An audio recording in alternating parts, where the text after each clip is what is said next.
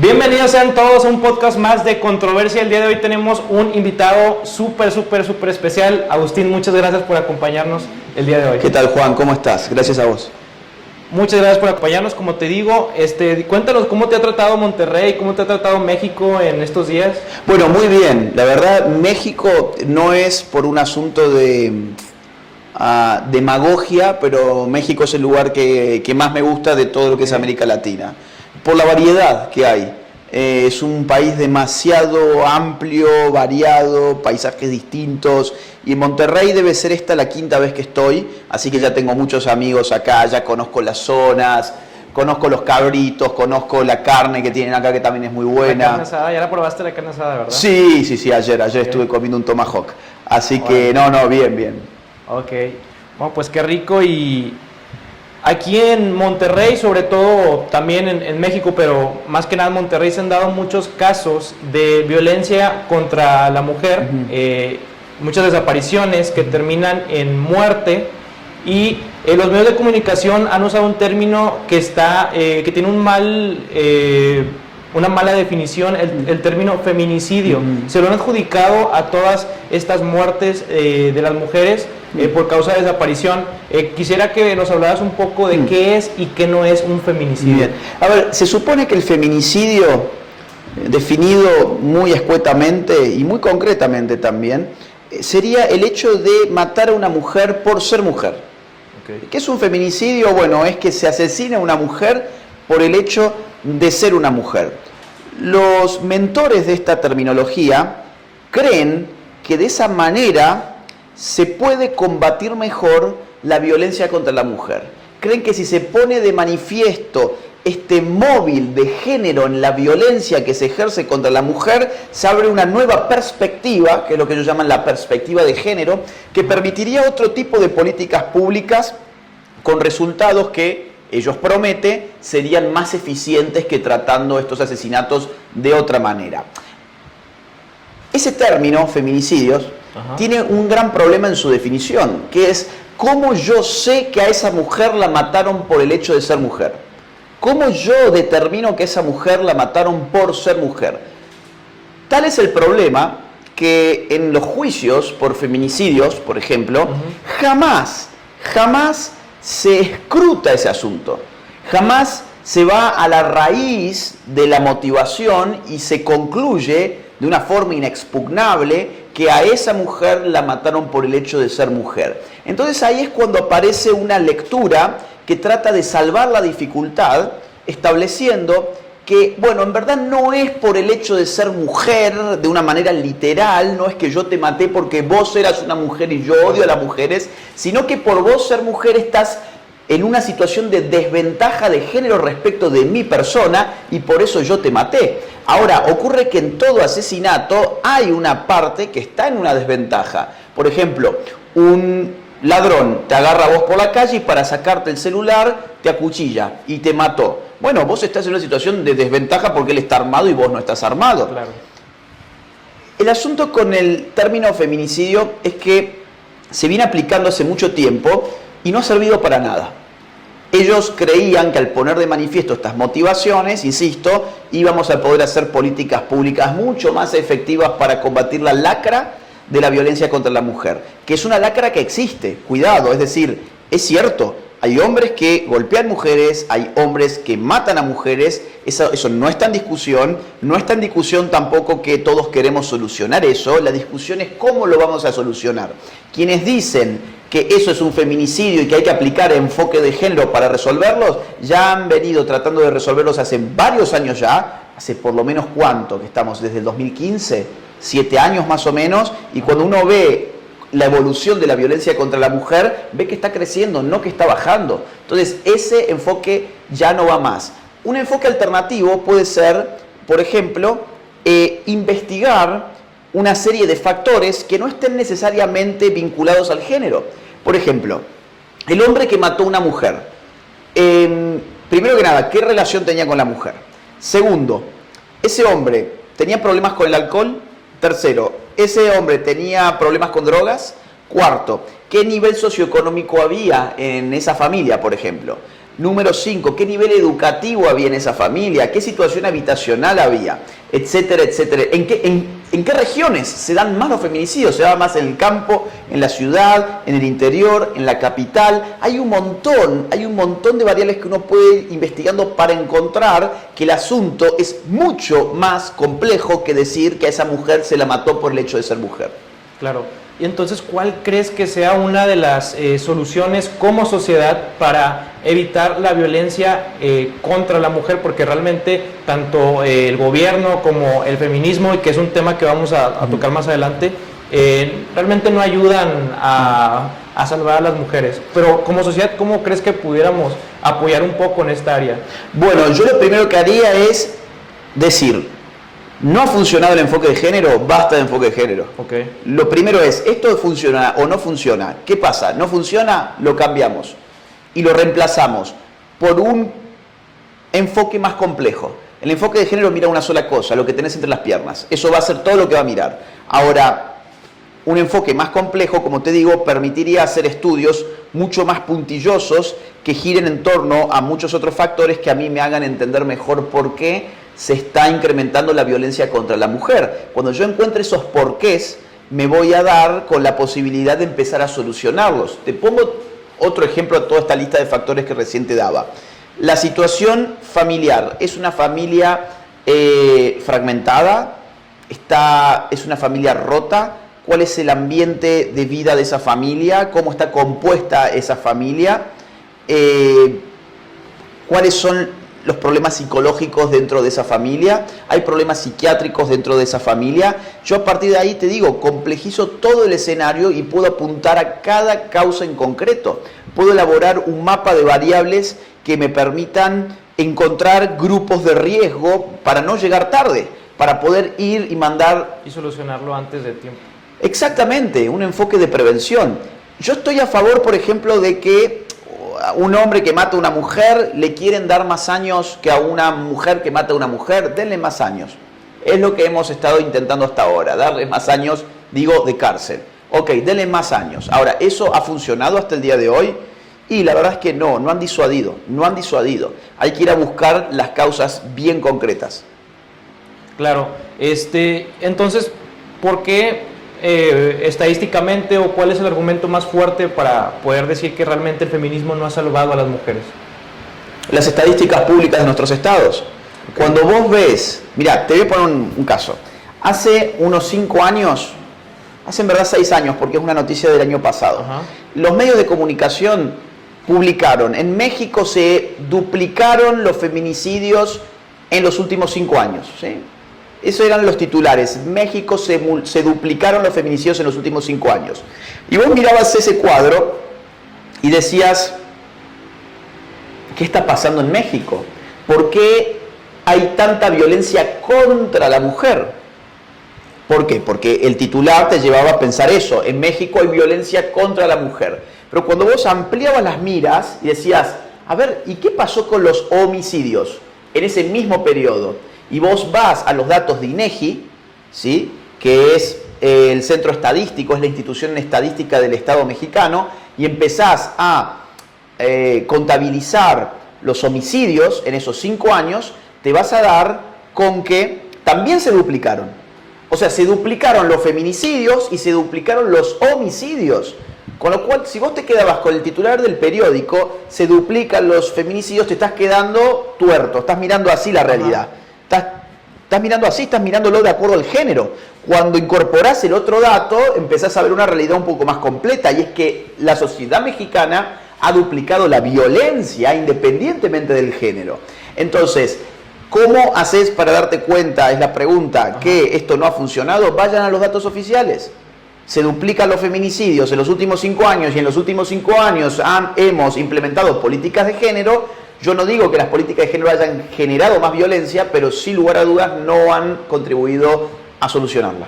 Claro, aquí en Monterrey hubo muchos casos de muertes con mujeres, las desapariciones, y vemos que sí, para la marcha gay, millones y millones y millones para lo que el gobierno da para esto, pero el mismo gobernador se mostró incompetente al dar declaraciones que no había el suficiente recurso económico ni de personas para atender estos casos de supuestamente feminicidios. Bueno, eso es muy común, que los fondos se utilicen de una manera muy ineficiente para propagar ideologías y no para solucionar problemas reales. Ajá. Te pongo un ejemplo. Cuando uno va a los datos de INEGI, va a ver que mujeres mexicanas que mueren de hambre por año están arriba de las 2.700.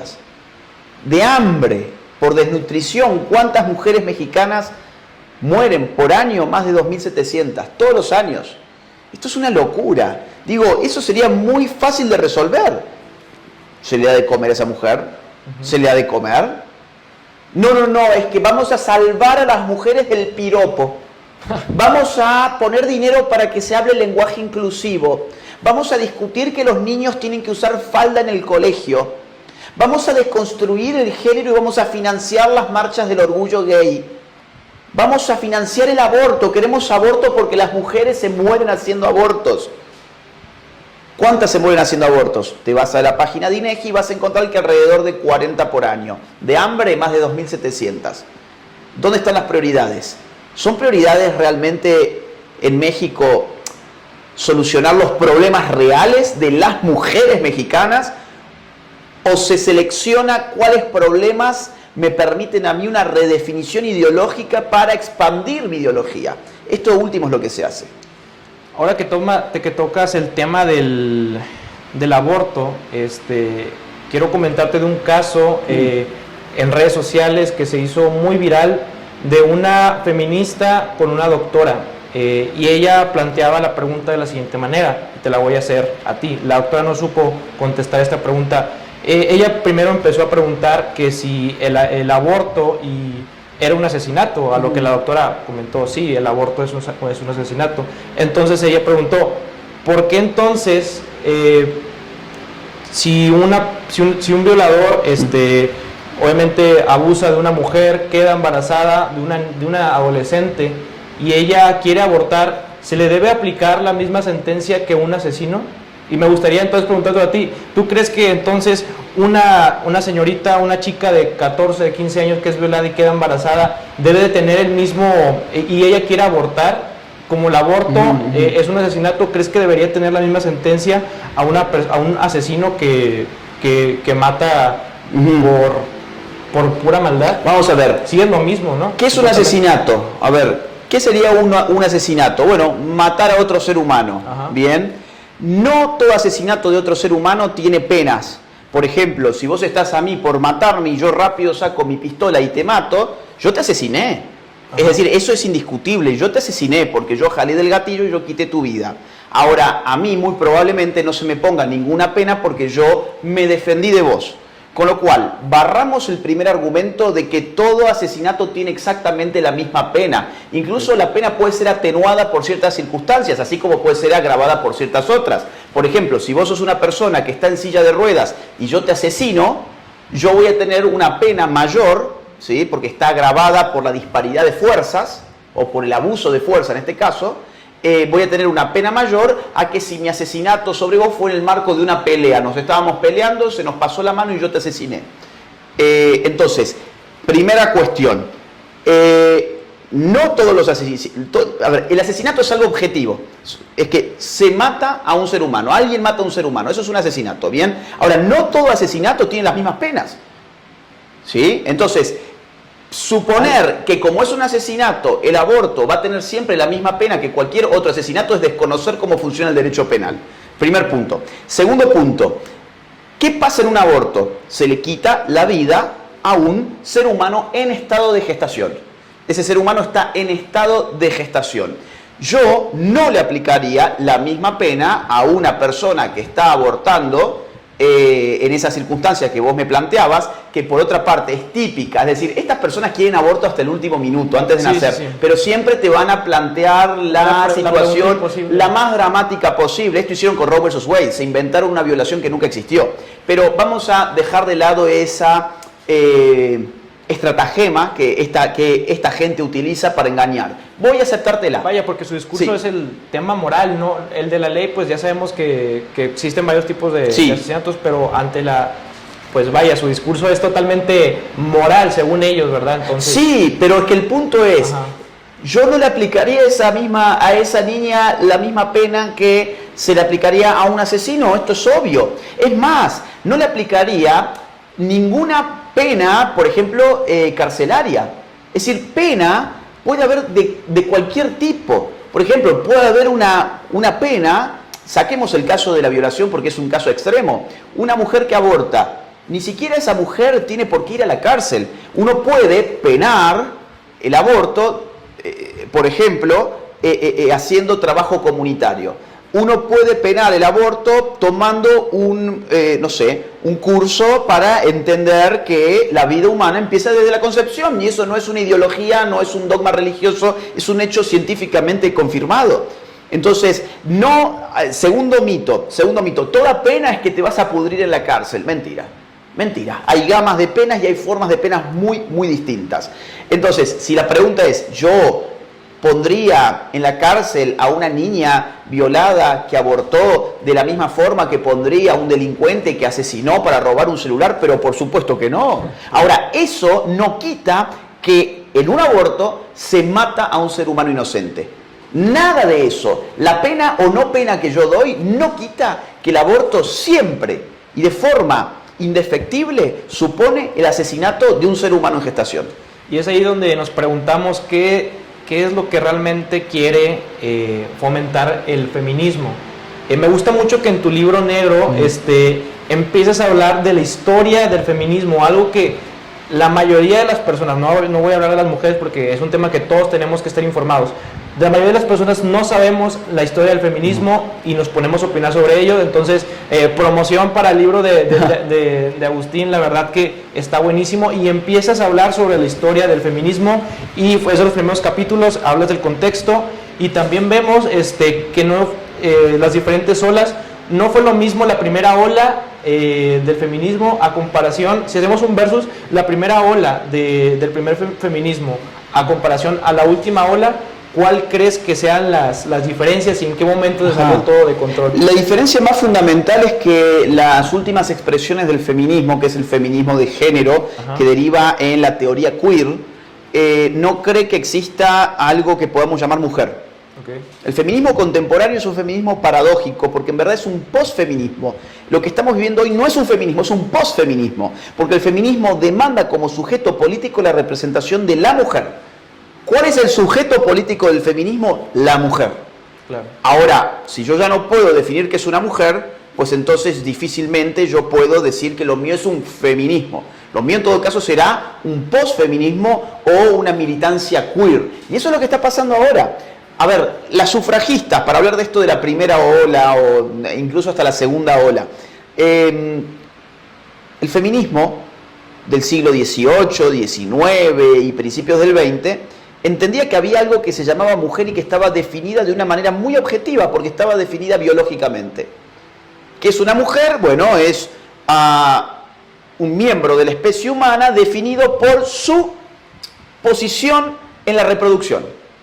Es decir, por su lugar en la reproducción, por su función en la reproducción. Por lo tanto, era muy simple saber quién era una mujer y quién no. Una forma muy, muy sencilla de hacerlo.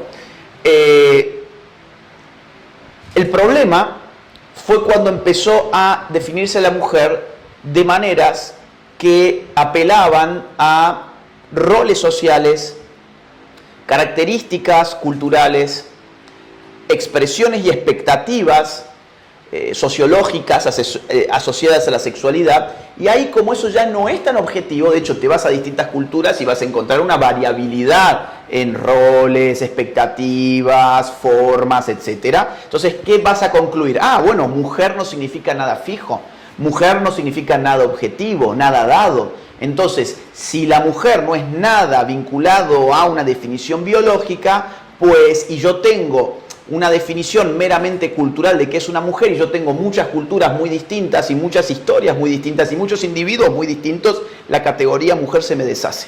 Y eso es lo que está pasando hoy, a tal punto que hoy han resuelto que la mujer es aquella persona que se identifica como mujer.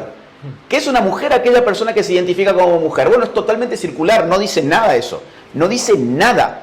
Pero hoy todos repiten eso. ¿Y qué es una mujer? Una persona que se identifica como mujer. Con lo cual, si yo me identifico como mujer, yo puedo competir en el deporte femenino. Si yo me identifico como mujer, en Argentina me jubilo 5 años antes que los hombres. Si vos terminás preso y te identificás como una mujer, podés llegar a terminar en una cárcel de mujeres, compartiendo con mujeres las celdas. Si yo me identifico como mujer, me meto en un baño de mujeres. ¿Sí? Entonces, hoy ese posfeminismo es un feminismo sin mujer, es un feminismo antimujer, es un feminismo que ha deconstruido hasta tal punto la identidad de la mujer que le ha permitido al hombre ser también una mujer. Exactamente, ahí es donde vemos la guerra de sexo, ¿no? La guerra del sexo hoy en día, lo has hablado tú en muchas conferencias, videos, etcétera. El feminismo ya no apoya a la mujer, sino está en contra del hombre.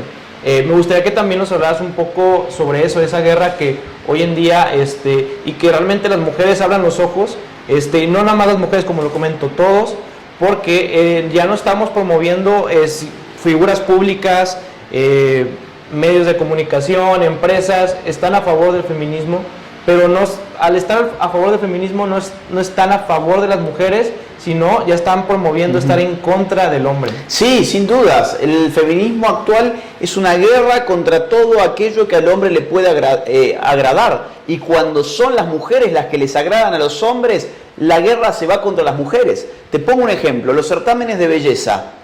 Digo, las feministas no se caracterizan en general por ser muy bellas, que digamos, y generan una guerra contra sus hermanas sororas, las que están allí en los certámenes de bellezas, acusándolas, ¿sí?, de estar sometidas al patriarcado, de ser traicioneras a la causa feminista. Y eso es lo que tanto les molesta realmente, es que el hombre encuentre agrado en la mujer. Lo que ellas les revienta soberanamente es que el hombre pueda encontrar agrado en la belleza femenina. Entonces, ¿qué pasa? Cuando la mujer está en un certamen de belleza, las feministas las destrozan. Pero cuando un trans se mete en el mismo certamen de belleza, las feministas aplauden. Es impresionante. O por ejemplo, te pongo otro caso.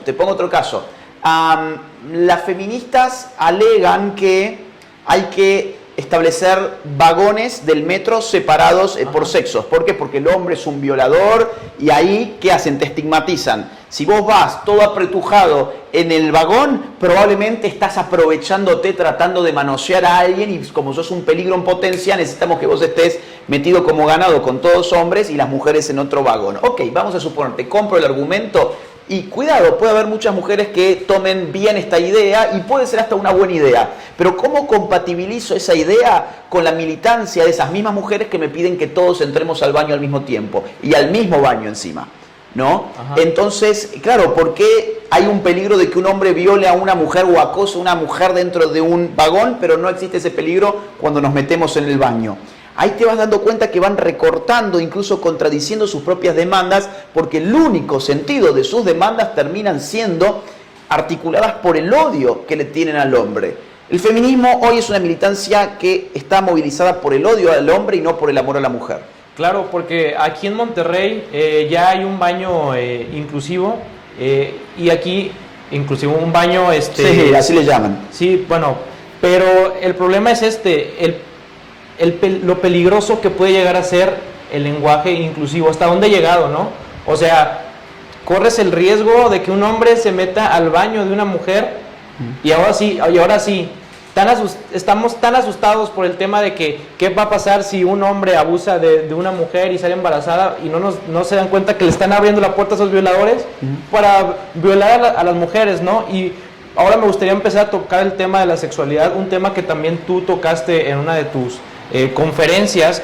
Hablaste un poco de Shulamit Firestone, la mujer que escribió en La mujer como clase social en los 70s, y hizo un programa práctico que consiste en 4 puntos, y esos puntos, por no mencionarlos por cuestión de tiempo, hablan del empoderamiento de la mujer, del aborto, y un tema que también me gustaría tocar. Su cuarto punto dice: te sugiero que utilices eufemismos, porque te van a censurar el video.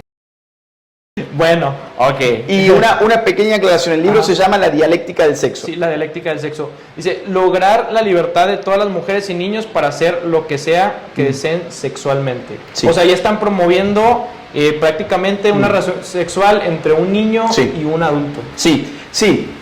Uno puede encontrar una articulación discursiva y política incluso entre feministas de las décadas del 60, 70, 80, con grupos que se dedican a demandar la legalización de las relaciones adulto-niño. ¿Bien? No voy a decir la palabra, ustedes la conocen, empieza con P, pero como estamos en YouTube, ustedes saben que el canal peligra si nosotros decimos esas palabras, ¿ok?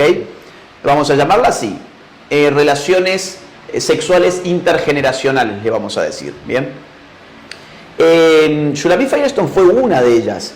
Shulamit Firestone concibe a la mujer como una clase social oprimida, explotada, porque no puede adueñarse de sus medios de reproducción, o sea, su propio cuerpo, y entonces la revolución feminista se plantea como una apropiación del propio cuerpo y por lo tanto de la función reproductiva. O sea, todo lo que se está diciendo hoy fue escrito hace mucho tiempo. Este libro es de los años 70 y se inscribe en toda una corriente de muchas otras filósofas feministas. El programa de Shulamit Firestone implica, además de esto, la destrucción de la familia. Ella ya no quiere que hayan familias biológicas. Ella quiere que exista un nuevo modelo que ella le llama household, los households, que viene a ser, bueno, una juntadera de, no sé, quizás tu vecino, con un niño, con un primo, con un amigo y con alguien que conocieron por ahí, conforman un household. Ahora, el household como institución no está definida por lazos sanguíneos, no está definida por la idea de padre, madre, tienen sus hijos y viven juntos con sus hijos. Es una construcción muy líquida, muy débil en cuanto a sus lazos sociales. Y ella tiene que teorizar que, bueno, el niño en ese household no está oprimido sexualmente, sino que está abierto a una pluralidad de opciones sexuales porque el tabú de la relación adulto-niño va a desaparecer tras la revolución feminista.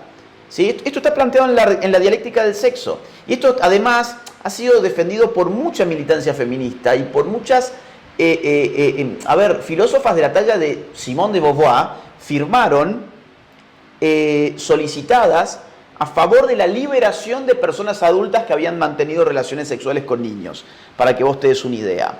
Y tenemos a lo largo de las décadas, a partir de los 60, muchas expresiones de feministas que van a teorizar en torno a la sexualidad de los niños y cómo hay que quitar el prejuicio de que el niño puede escoger si quiere estar con un adulto.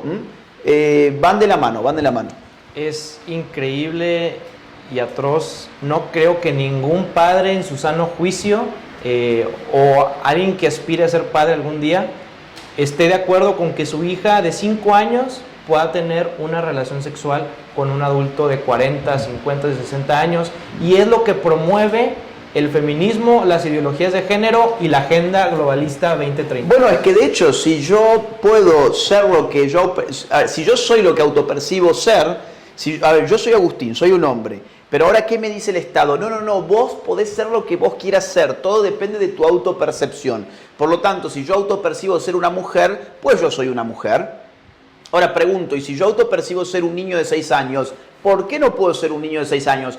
No, es que no es lo mismo. La edad no es lo mismo que el sexo. No, de hecho la edad es mucho más fluida que el sexo, es mucho menos permanente que el sexo. Con lo cual, ahora entonces me tenés que volver a explicar por qué yo puedo ser una mujer con solo autopercibirme como una mujer, pero no puedo ser un niño con solo autopercibirme como un niño. No, pero el tiempo es objetivo y el tiempo que te ha pasado es este. Bueno, sí, pero el tiempo también tiene que ver con las vivencias, con las experiencias, con el grado de madurez. Y yo resulta que tengo una madurez de 6 años. Entonces quiero ser un niño de 6 años y tener amiguitos de 6 años. Y hacer cositas, digamos, ¿no? O sea, interpreten lo que yo quiero decir para que no nos bajen este canal. Sí. Entonces, ¿por qué? ¿Por qué no? ¿Por qué no? No, bueno, pero pasa que el sexo sí es cambiable y la edad no. ¿Cómo? ¿Cómo el sexo es cambiable? Bueno, porque te podés hormonizar. Bueno, y yo me puedo también poner cremas rejuvenecedoras. y yo puedo hacerme cirugías estéticas, y yo puedo disfrazarme de un nene, ¿o no? Así como alguien se disfraza de una mujer. Entonces, vamos, si vamos a aceptar que la autopercepción define tu sexualidad, pues que la autopercepción también defina tu edad. Claro. Es algo muy fuerte. La agenda globalista ya está promoviendo directamente, no podemos decir la palabra, pero Sí, el sexo. la P. Ajá. La P. Pero vemos entonces que todo esto comienza desde la casa y la agenda globalista quiere destruir a la familia. ¿Qué puedes decirle tú a los padres que hagan? Porque vemos que los padres fácilmente le sueltan Disney, le sueltan Netflix, le sueltan el iPad a los niños y no educan sexualmente como debe de ser, y dejan que el gobierno, que no educa, adoctrine a sus hijos. Bueno, primero que nada, que estén atentos de qué se les dice a los niños en el colegio. Que apaguen de una buena vez la televisión, que en las cenas, en las comidas, puedan mantener una situación de diálogo, que empiecen a dialogar con sus hijos para saber qué es lo que están consumiendo en las industrias culturales, en las series, en la TV, en el cine, en la música. Qué están viendo en el colegio, qué les están enseñando en el nombre de la educación sexual, que les aclaro, esa educación sexual no es educación sexual, es adoctrinamiento en ideología de género. Así es. Cuando uno detecta, uy, mira, acá hay un problema, mi hijo se le metió en la cabeza de que el sexo era algo que se cambiaba. Esto es una mentira. ¿Quién le metió esta mentira? Bueno, la televisión, bueno, el farandulero de turno, bueno, el profesor que tiene en la materia X. Ok, ¿qué hago con eso yo? Tengo que contrarrestar. ¿Cómo contrarresto? Hablando con mi hijo, discutiendo el tema con mi hijo. Ahora, para discutir el tema con mi hijo yo tengo que tener contenido. Yo no puedo decirle, hijo, vos tenés que pensar como tu padre piensa porque yo mantengo esta familia. Eso es pan para hoy, hambre para mañana, eso no sirve. Yo tengo que empezar a decirle, bueno, a ver, ¿cuáles son los argumentos? Bueno, los argumentos es que si Jorge se siente Juana, entonces Jorge es Juana, ¿y a vos qué te molesta? No hay más argumento que ese, en verdad. No hay más argumento. Entonces, vos le tenés que decir, bueno, a mí no me molesta particularmente nada más que la mentira. Yo defiendo la verdad. Y la verdad es que lo que vos autopercibís ser no te vuelve tu autopercepción. Si yo me autopercibo un perro, no me convierto en un perro. Si yo me autopercibo una mujer, yo no me convierto en una mujer. En todo caso, lo que podemos decir es, nadie debe agredir a una persona por su autopercepción. El Estado no debe perseguir a las personas por su autopercepción, pero todos tenemos el derecho de decir la verdad. Yo tengo el derecho de decir la verdad, a decir que una persona no se convierte en lo que se autopercibe a sí misma. Y tu hijo dirá, bueno, pero eso es según mi profesor es transfobia. ¿Y qué es la transfobia? Bueno, es que es el odio contra los trans. Yo no estoy odiando a nadie, yo estoy diciendo una verdad. ¿O qué? ¿Decir que tu biología te determina sexualmente es un ataque contra alguien? ¿Es un odio contra alguien? No, bueno, pero y aparte, fobia. La fobia es una forma muy horrible de acusar a alguien, porque el fóbico tiene en definitiva un problema psiquiátrico. ¿Sí? Y yo no tengo ningún problema psiquiátrico, yo simplemente soy un disidente de las ideologías de turno. Entonces vos vas haciendo un debate con tu hijo y le vas desmontando toda la basura que le han metido. Ahora, vos tenés que conocer los argumentos, porque si no, si lo tuyo son solamente intuiciones, si realmente no tenés una formación en estas cosas, pues difícilmente te salga bien ese ejercicio. El problema es que científicamente está comprobado que entre más temprana edad le enseñas a estos niños este adoctrinamiento, más difícil va a ser sacar el niño de esa ideología en su cabeza. Sí, es verdad. Entonces, hace unos años tú platicabas sobre un caso en Argentina de que vestían a un niño de niña, de kinder, para ver qué se sentía ser niña. Prácticamente están casi obligando al niño a ser una mujer, a ser una niña, ¿no? Sí, porque ellos parten de la idea de que el sexo ha sido asignado al nacer. Cuando ese niño salió del vientre materno y dijeron, es un niño, la sociedad le asignó el sexo varón, ¿no? Bueno, entonces, ¿qué se supone que tiene que hacer la sociedad ahora? Permitirle encontrar su verdadera identidad de género. Entonces vamos a jugar con tu ropa, te vamos a vestir de princesa, te vamos a invitar a que te maquilles como si fueses una mujer. En nuestra cultura las mujeres se maquillan habitualmente. Te vamos a poner accesorios que nuestra cultura identifica como femeninos. Y vamos a ver qué reacción logramos en vos. Es un acto criminal. O sea, es meterte contra un ser humano en un estado de vulnerabilidad absoluta, como un niño. Un niño es una persona vulnerable. Yo no puedo meterme de esa manera en su psicología, en modificar sus patrones conductuales, en confundir su identidad, porque yo tengo la idea de que su identidad no es tal, que el médico le asignó caprichosamente que era un niño o que era una niña. Claro, y cuéntanos tu propia experiencia en cuanto a adoctrinamiento infantil, cómo Agustín empezó con este coraje e ir en contra de todas estas ideologías, y cuál es tu motivación, o sea, ¿por qué también estás haciendo todo esto? Bueno, a ver, sí, yo fui una especie de producto fallido de mi colegio. Okay. Yo fui a un colegio muy comunista, era un adoctrinamiento con otros temas. En este momento seguro el tema del género es el que despunta en ese colegio, pero en mi momento era otro, era toda una reivindicación a la dictadura castrista, toda una reivindicación al Che Guevara, toda una reivindicación a las guerrillas, y yo me opuse a eso y tuve que empezar a formarme para debatir contra los profesores, y fue una muy buena experiencia, la verdad, fue una experiencia que tuvo sus cuotas de estrés, pero muchas cuotas de diversión. ¿Por qué lo hago? Lo hago porque a todos nos van a pasar factura, a todos nos van a preguntar, ¿sí? ¿Qué hiciste vos? ¿Qué hiciste con esto? Digo, el mundo está yendo a un lugar donde si no lo vemos es porque nos estamos tapando los ojos. Están hormonizando a niños, les están quitando las mamas a niñas, le están haciendo cirugías en los genitales a nenes, a púberes, les están bloqueando el desarrollo de la pubertad a púberes, están abortando a millones de seres humanos por nacer y cada vez más todos los años para controlar la natalidad. ¿Y qué hacemos? ¿Sigo viendo Netflix? ¿Sigo, no sé, mirando perritos y gatitos por TikTok? Bueno, no, yo quiero hacer algo importante. Quiero tratar de salvar vidas. Salvar vidas. Mirá, no falta la ocasión donde a mí por día me mandan unos entre 2.000 y 3.000 mensajes entre las redes sociales. Y yo puedo leer 30 por día, ¿sí?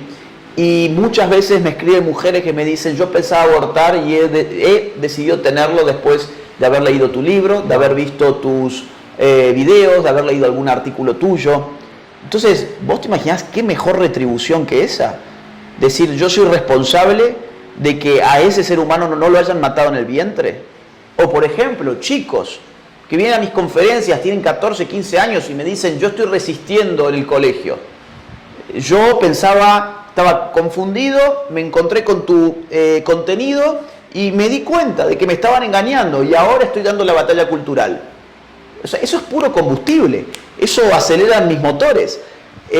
O por ejemplo, universitarios que vienen y me dicen, estoy estudiando ciencia política porque leí un libro tuyo, me voló la cabeza y me di cuenta que mi vocación era la ciencia política. Se marcan las vidas de las personas. Y para bien, para dar un buen combate, para dar una buena resistencia, para salvar vidas, para salvar familias, para salvar la libertad individual. Entonces, ese es el móvil. Ya para finalizar, porque ya nos están diciendo aquí que ya se nos acaba la hora, quisiéramos que esta plática fuera de horas y horas, pero bueno, como tú dices, estamos en una guerra cultural y a esta nueva generación le va a tocar combatir el punto más fuerte de esta batalla. A las próximas generaciones se viene una guerra muy muy fuerte, o sea, ya estamos en una guerra muy fuerte, pues se viene una guerra todavía peor por todo lo que está viniendo. Y hay muchos adolescentes, muchos jóvenes que no saben qué creer o incluso que están de acuerdo con nosotros, pero no se atreven a levantar la voz, tienen miedo, incluso adultos que tienen miedo, sí, o figuras públicas que por ganar números no se atreven y son cobardes al no compartir sus convicciones, porque ese es otro tema también. Iglesias, políticos se mueven por sus conveniencias, prostituyen sí, sus creencias y valores por 2 pesos. Totalmente. Pero bueno, el punto la última pregunta es, o mejor, dicho, ¿qué recomendación tú le darías, qué consejo le darías a todas estas nuevas generaciones que saben que esto del aborto, de las ideologías de género y que la Agenda 2030, todo eso es manipulación y está mal y quieren levantar la voz, pero tienen miedo? ¿Cuál es tu consejo? ¿Cuál es la motivación que tú le darías a ellos? Mira, a ver, hay que reconocer que hay un sistema de incentivos que es muy perverso, porque hay muchos incentivos negativos y muchos incentivos positivos al mismo tiempo. ¿Qué es un incentivo negativo? Es un palazo en tu cabeza. Un incentivo negativo es que podés perder tu grupo de amigos, podés convertirte en el marginal de tu curso, podés recibir sanciones académicas, podés reprobar tus exámenes porque el profesor te agarró odio, podés perder tus redes sociales, podés ser expulsado de instituciones o de grupos, podés ser echado del trabajo, podés hasta terminar preso. Realmente. Hay padres de familia en Canadá que han terminado presos por no haber consentido la hormonización de sus hijos. ¿Ok? Esos son incentivos negativos. ¿Qué incentivos positivos hay? Ser el cool, la persona empática, ser premiado, recibir becas, ser el consentido de la clase, ser la víctima, donde todos van a hacerte así en el hombro, tener un lugar en la política, ¿sí? Tener un lugar en el mundo del espectáculo. Cuanto más lacrimógena puedas contar tu historia, mejor te van a rankear en Hollywood, por ejemplo, ¿no? Cuanto más oprimido y víctima seas, más interseccionalidad haya en tu opresión, más te vamos a abrir las puertas. ¿Sí? Esos son incentivos positivos, o sea, es la zanahoria. Bien. Uno tiene que saber, ese es el sistema. Ahora, solamente las personas valientes pueden asumir el riesgo de los incentivos negativos y pueden descartar los premios de los incentivos positivos.